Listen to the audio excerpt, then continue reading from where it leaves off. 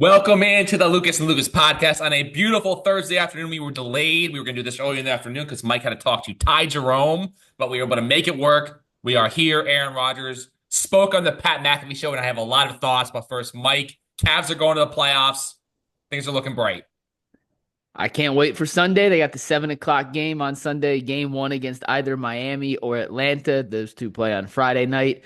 Ty was awesome. I appreciate him sitting down, doing a little one-on-one with me for 10 minutes. But Frank, if we didn't wait to talk to Ty Jerome, we wouldn't have had this Aaron Rodgers content to talk about. Well, no, So we would have it because the conversation literally ended at like 1:40. We were just going to do this at like 2 p.m. Eastern. So it would have been like fresh, immediate reaction. It would have been like a much more in the moment type of thing, but we had to delay it. And I've been like simmering all afternoon with all my thoughts. Well, And good, because your immediate reaction takes suck. When you have time to think about it and simmer and stir on something, you come with much better takes. So, Frank, let's dive into it. It's been a few hours, and I know you have an issue with what Aaron Rodgers said about his dismissal today from the Jets.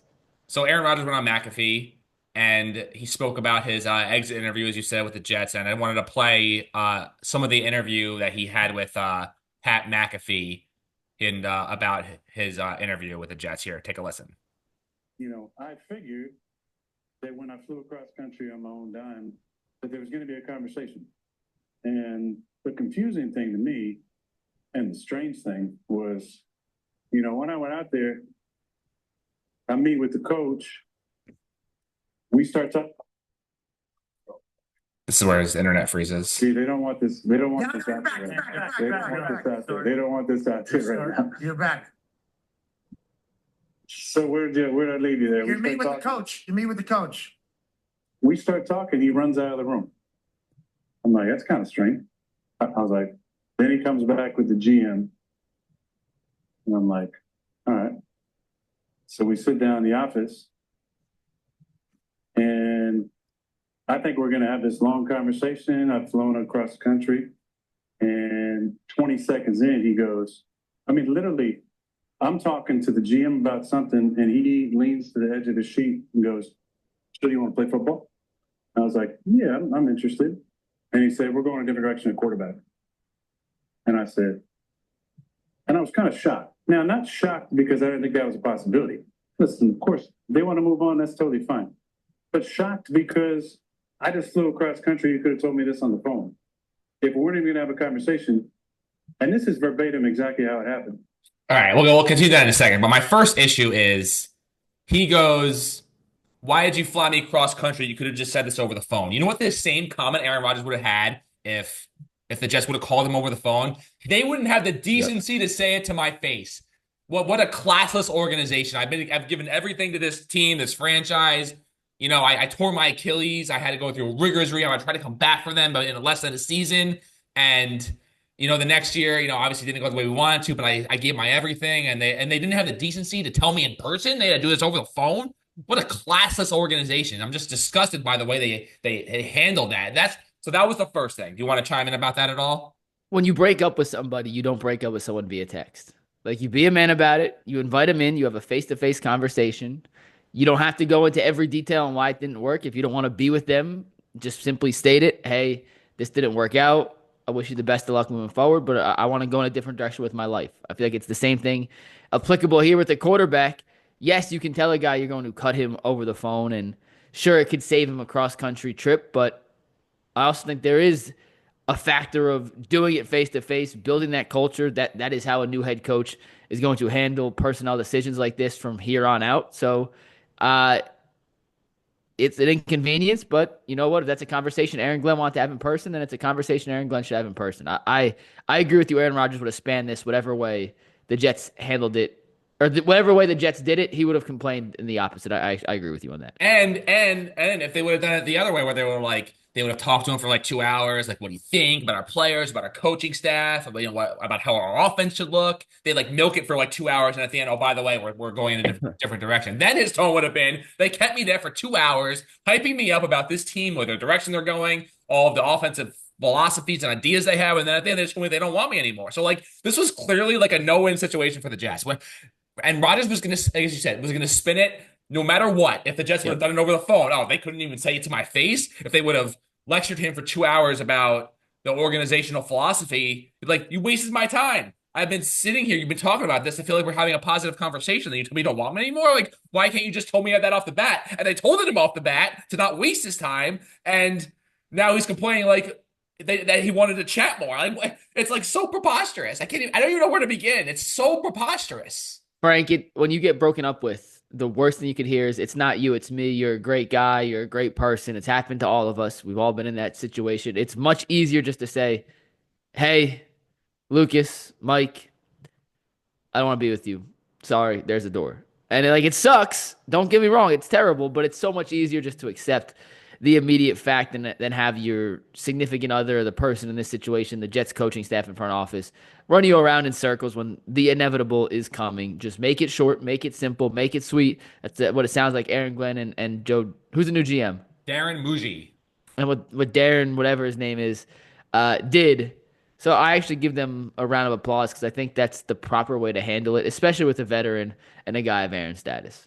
And the way he makes it, Aaron, the way he like paints Aaron Glenn is like Aaron Glenn's talking to me, and all of a sudden, like they're like talking about Malibu or whatever they're talking about, and all of a sudden, mid sentence, like as they're talking about life, he just like gets up out of the room and gets a GM. It's just like so hard to believe, and I can't get over the fact that he spun. No matter how they did it, he just spun it to make the Jets seem like to be the bad guy, no matter what they did. But either way, I wanted to show you the rest of the clip, so let's listen to the rest of that clip from the Pat McAfee Show. So I said, huh? And he goes, "We just want to know how you want to release the messaging." And I said, verbatim, "I don't give a shit about the message." And I said, "Why?" And then he said, "I don't want to be up in front of the room saying something and have guys looking back at you."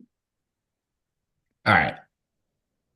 So this was one of the most like controversial things about Rodgers' tenure with the Jets is that he was de facto like running the team, and during his tenure with the team, there were so many leaks in the organization. There were so many hit pieces from like Diana Rossini, whoever else. So it like I obviously was never in the room for any of these meetings, but he's claiming that the reason why the Jets wanted to move on was because during meetings, anytime the coach or GM said something, everyone would like look back at Aaron. Does he approve? Does he approve?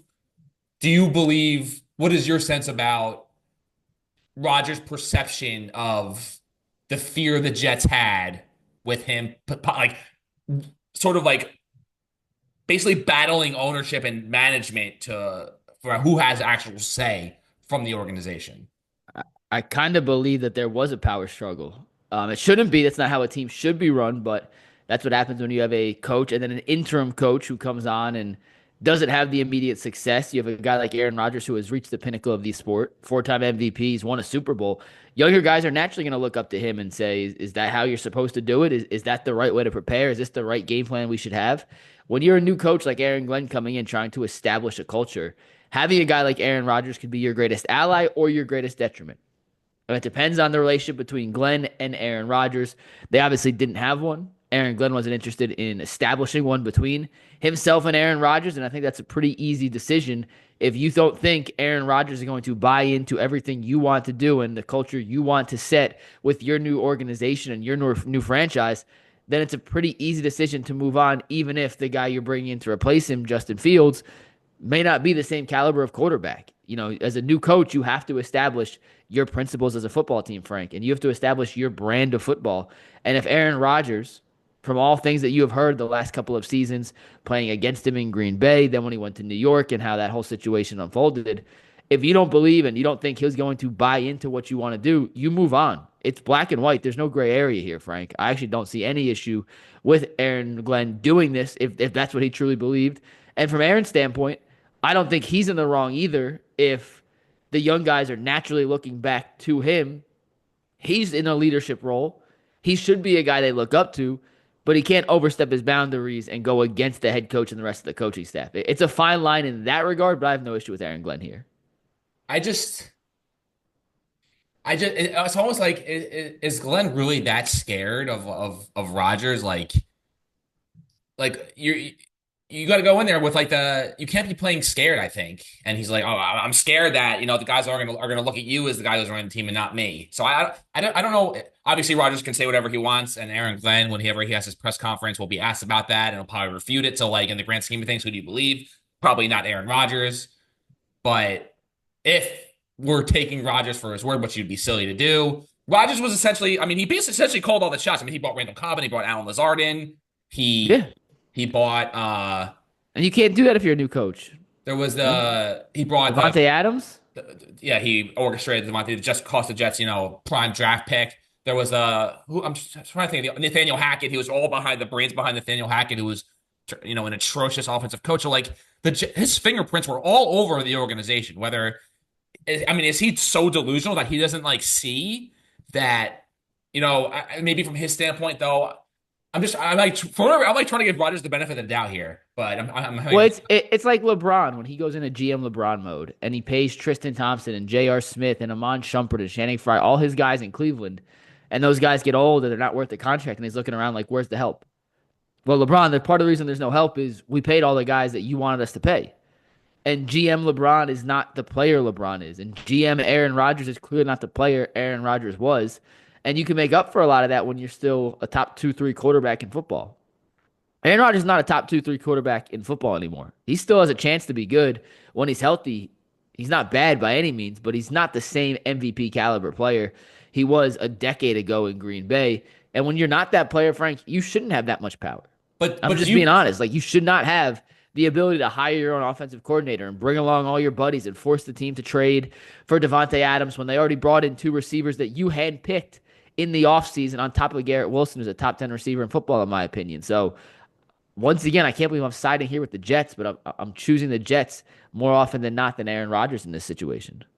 but the other side of it is Saleh and Joe Douglas could have been because they knew that they were on their like they hitched their whole coaching and general manager positions on Rodgers succeeding with the Jets. So like maybe it got to the point where like Aaron, who do you want to be your coach? What can we do to to give you more support on offense? And he's like, okay, you want my help? I would hire Nathaniel Hackett. I think he's a great coach. Give me Randall Cobb and Alan Lazard and Devontae Adams. Give me those 3 guys. And I think with those 3 guys, I trust them. I have great rapport with them. I think, with them, we can do it. I think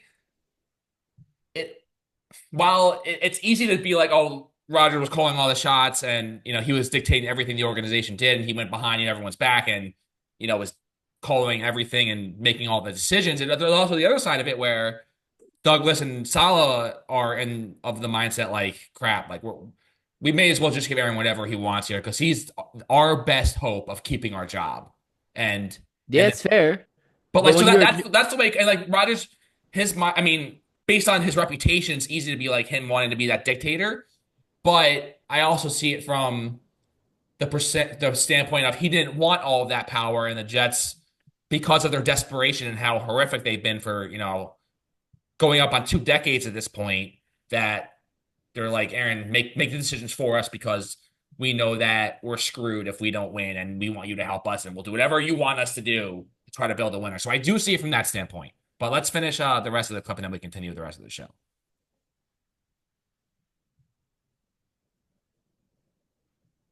And I said, what does that even mean?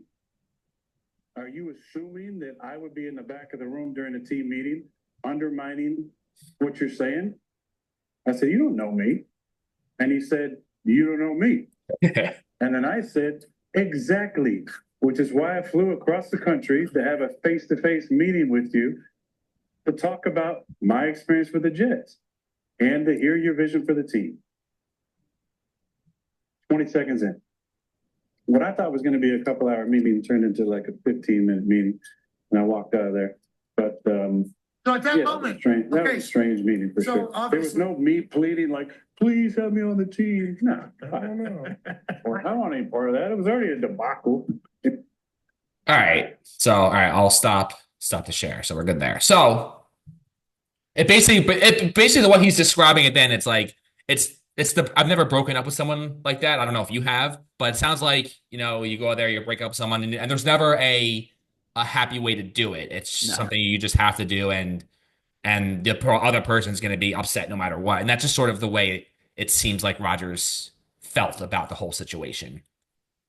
Yeah, I think it's as close to a sports breakup that the general public could relate to as humanly possible, where one side just said, "Hey, you don't know exactly what you want in your future.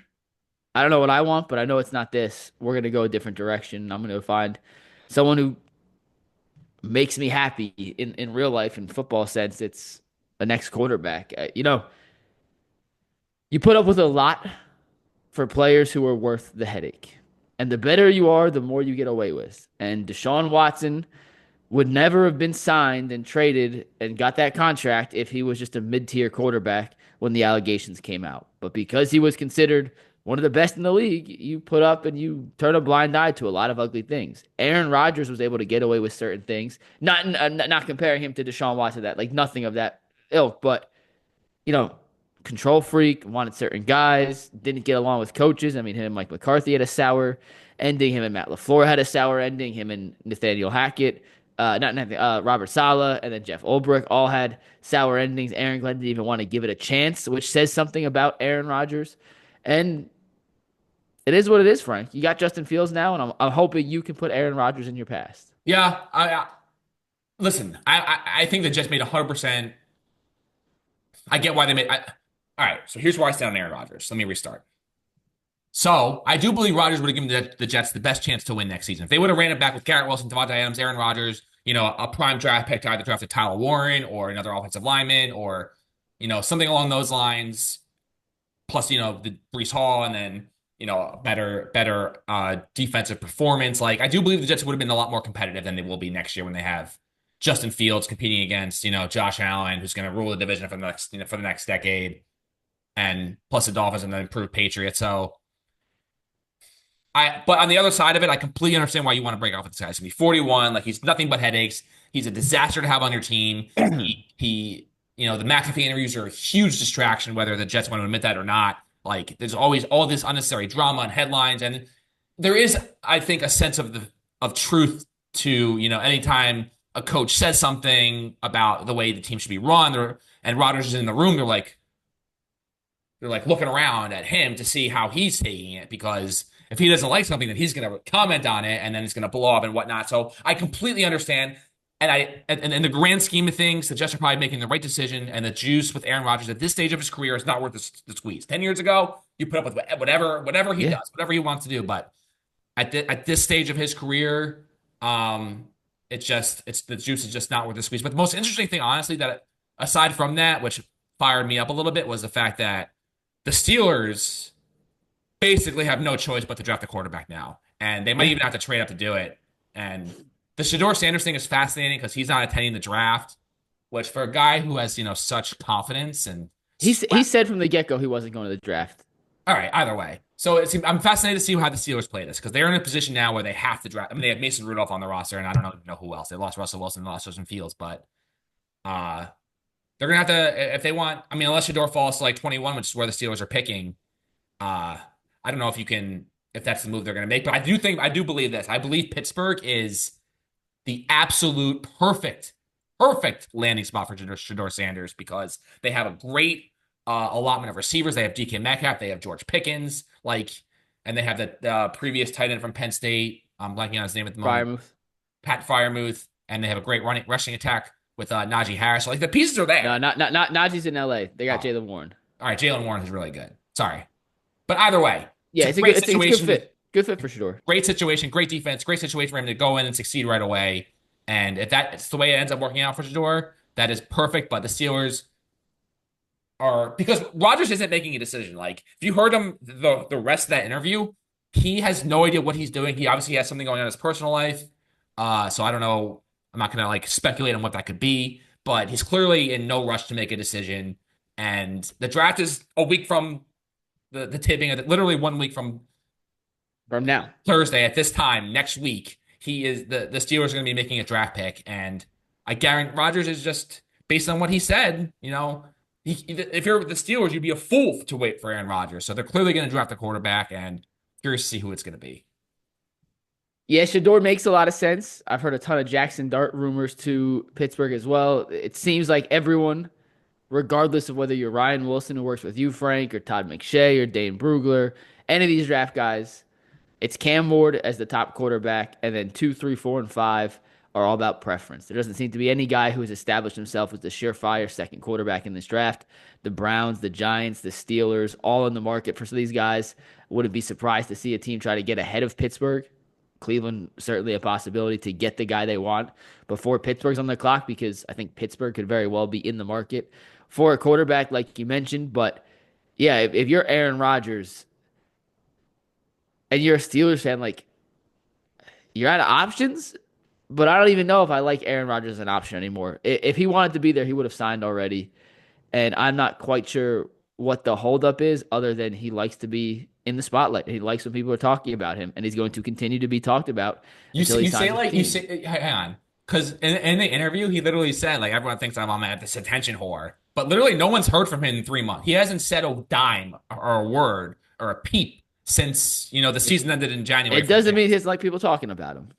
It does not mean he doesn't enjoy the daily conversations on Get Up, whether he says anything or not. He literally, Mike Greenberg and Ryan Tannenbaum, hey, Minnesota or Pittsburgh, better fit for Aaron Rodgers. Yeah. This is how we do Sports Center these days, Frankel. I mean, how many times have you had an Aaron Rodgers conversation on your show over the last 3 months? I mean, it's just like whenever there was news about when he went to travel to Pittsburgh to meet with the Steelers, that was something we talked about. When that was, and then when all the other guys signed, it's like, oh crap, that's another destination you can cross off. Aaron So Rodgers. he doesn't have to say anything to be a topic of conversation, is my point.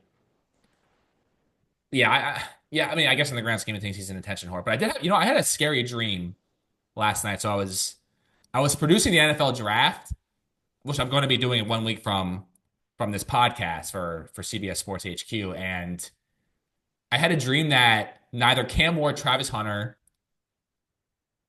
Abdul Carter, or Shedeur Sanders were taken in the first round, and like I couldn't believe it. Like my whole show is based on like that.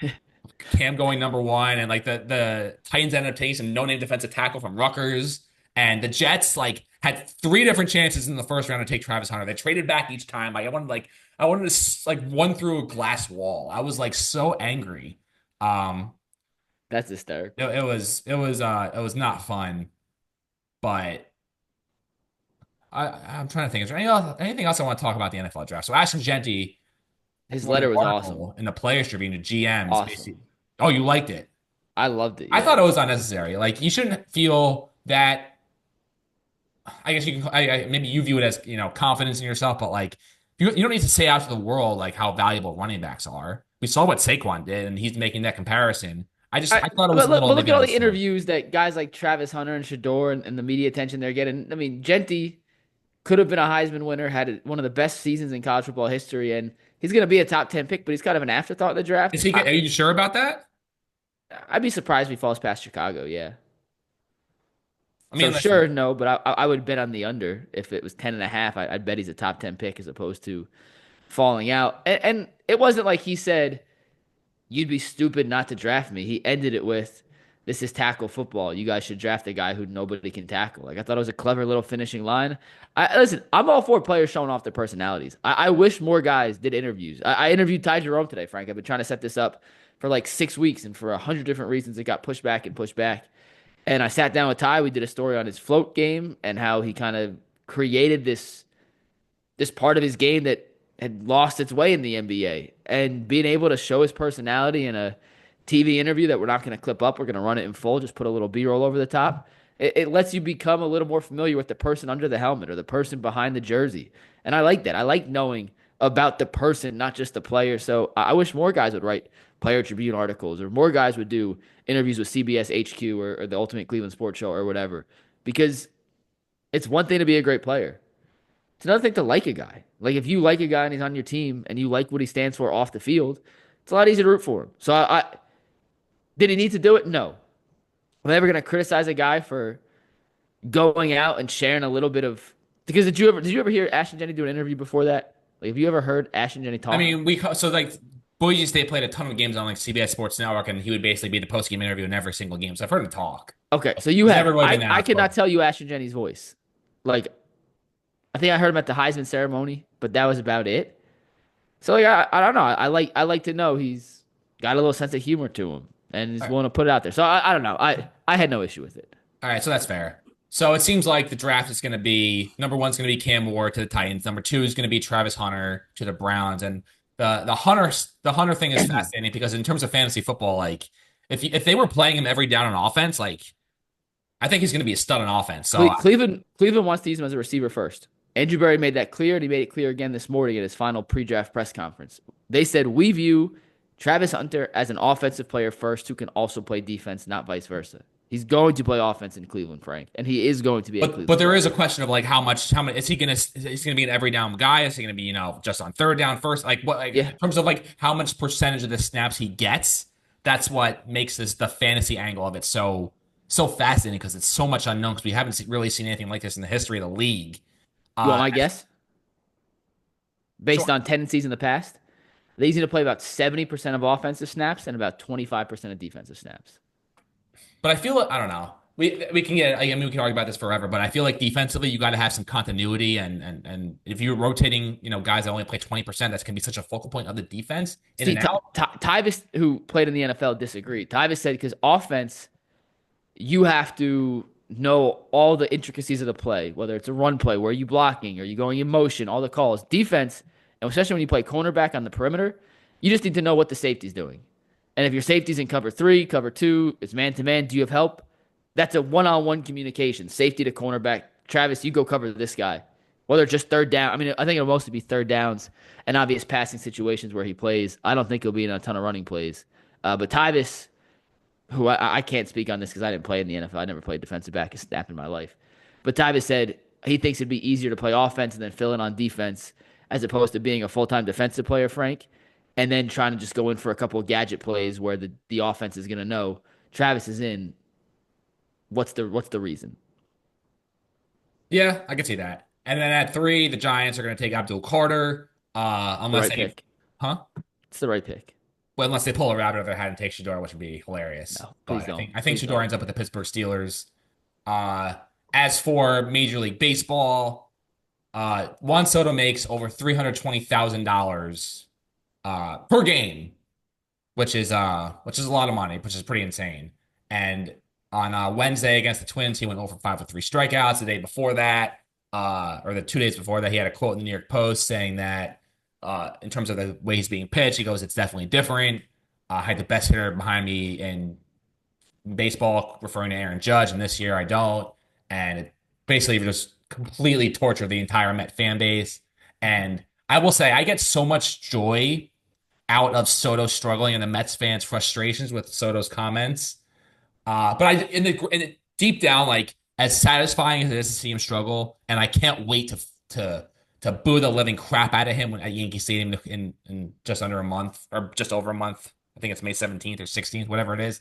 But deep down, like Soto is going to end up being an incredibly valuable, huge piece of the Mets. Like this isn't going to continue, and so I'm just grateful for every day where I'm allowed to look at him and say he's a failure. And Soto's going to end up having more good days than bad days over the course of this 15-year contract, Frank.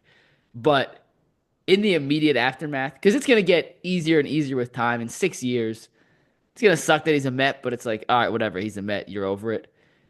It would have sucked if he was hitting 400 with 8 bombs already. You know what I'm saying? Like the fact that he's gotten off to a slow start, he strikes out a ton right now. He's going through a clear adjustment with the National League pitching again, not having Judge behind him, et cetera, all the different. I mean, come on, the adjustment. He's changed. He was in the NL in 2023. He was in the AL in 2024. I'm just saying that there's a million. Don't give me the variables. changing of the leagues crap. There's a million variables that play into the fact that why he's not playing well, and I just like you am enjoying the fact that in the immediate aftermath of him signing with the crosstown team, he has not gotten off to a start that resembles anything close to the record-setting contract he signed. So he'll eventually rebound. I will say, for the time being, I'm very happy.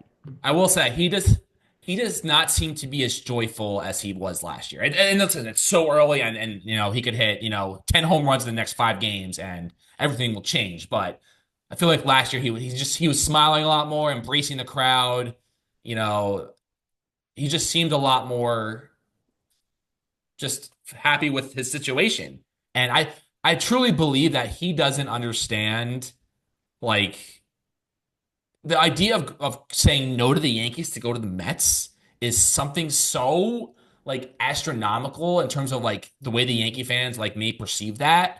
And he doesn't, maybe he's realizing it now with the Mets is like, I don't think he knows what he's in store for. Like the ridicule, the Yeah. everything, the pressure, all of that comes with trying to prove that like just doing that and stabbing the Yankees fans in the back is something that he's gonna have to live with for either unless he opts out, in a couple of years and then goes back to the Yankees. Which I don't think the Yankees are. I think the Yankees are too prideful to like even do that. So we'll see how that plays out. But as for the New York Yankees as a team, we're taping it just before their game against the Rays here on Thursday night at George Steinbrenner Field, their spring training home. So the Yankees playing at their spring training home in a regular season game against the Rays, which is fascinating.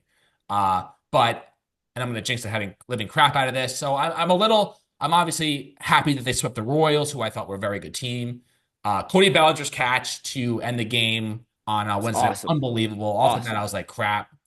They just tied the game, and then he comes out of nowhere to make the diving catch. Not nearly as crazy as Aaron Hicks' catch from 2019 against the Twins. That literally, like, the Twins walk off if he misses that ball. It was unbelievable. But since we last spoke, Devin Williams seemingly found his groove, which I'm very happy to see. And for the moment, things seem to be a little more stable than they were 1 week ago at this time. Clark Schmidt coming back is a huge boost to the rotation. Stroman to the IL. I hope he never starts for the Yankees again. And Max Fried's been awesome. Max Fried's a bulldog. Awesome. Like, better than we could have imagined. I saw, I think it was Pitching Ninja or StatCast put it out, but how every single one of his pitches since coming to New York has taken a leap from being either good or great to great or elite. The spin rate's up, the velocity's up, the movement's up. Shout out to the Yankees pitching coach, their staff, their analytics team, whatever they've done. They have unlocked the best version of Max Fried, and he signed a big contract. I mean, it was the largest contract a lefty starting pitcher's ever signed. And it's early, just like the Soto thing. It may not pan out perfectly, but so far, he's been the signing of the summer. I mean the winner. Wow. It's not even, what are you talking about? Yeah, winner. You're right. He's a signing of the winner. So I would say Max Fried has been my favorite Yankee so far this season. As for my least favorite Yankee, it was Pablo Reyes, but he hasn't really played in like weeks. He got action in the first couple games of the season that has been basically. It's got to be Devin Williams. No, Devin Williams kind of turned the corner a little bit before last night though. It would have been Cody Bellinger because he was just being literally not a single good moment that he's had. Other than that, I'm trying to think. Is there anyone else that I really, really can't stand? Oh, Stroman too. Stroman was the answer for you. But last thing before we go real quick, Nico Iamaleava. UCLA. So it seems like he's going to UCLA. He was unhappy with his $2.4 million NIL package, bargaining for more. Doesn't seem like he's going to get it. So this seems like one of the worst handle situations you could possibly have. And I think this just makes Nico come across as a terrible, terrible, I don't know about person, but like just as an awful look for him in this whole situation. It sounds like his dad's pulling all the strings and he is simply a pawn in this situation. And I kind of feel bad for him. I'm not quite sure how to believe which part of the story that we're being told, but On3 and A to Z Sports both had a really in-depth piece of the upbringing of Nico and how in that household, what the dad says goes. It's almost LeVar Ball-esque, but not nearly as out public facing. So his dad, Big Nick, kind of works in the shadows, and this all seems to be orchestrated by the father. I can't confirm it. I just know what I've read.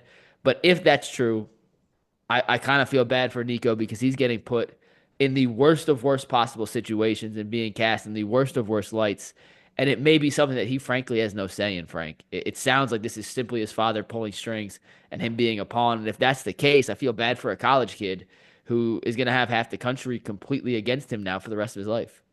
Yeah, and he was reportedly going to possibly sit out, the college football playoff too. So like that, yeah, this has been going on. And shout out to Dan Lanning at Oregon, who called Josh Heupel, the Tennessee coach, and said, "Hey, your starting quarterback's father is shipping him out to other schools, so you might want to check on that." That's a real one.